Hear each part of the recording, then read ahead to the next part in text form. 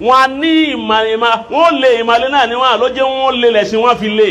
bẹ́ẹ̀ ni kìí ṣe líle èdè Yorùbá ni Mali ni Mali torí ayé Mansa Musa of Mali òun ni Islam délẹ̀ Yorùbá Mansa Musa òun ni àwọn Mali ló mú Islam délẹ̀ Yorùbá ni wọ́n fi ń pè lẹ́sìn Mali ẹ̀sìn Mali tó wá láti Mali láàfin ń sọ wípé gbogbo ilẹ̀ tí ń bẹ ńlẹ̀ Yorùbá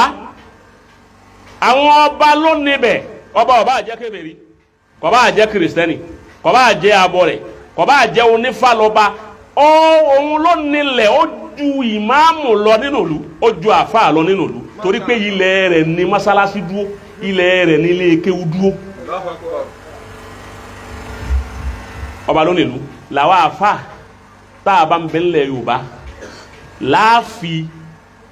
fi bí Islam ti ní a ṣe kánì bá nàbí ti ṣe ń gbọ́ ó dé Madina tọrọ bá wọn pé Yahudi ni wọn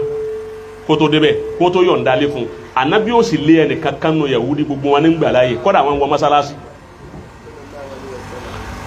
yàtọ̀ fún Ìlọrin tọ́já sí wípé Islam ló bí òdi òun láti lẹ̀ mọ́ ya ló bẹ́ wọn ni gbọ́ mo ti lọ. ọba náà lọ sóògùn ó sóògùn ọ̀dára.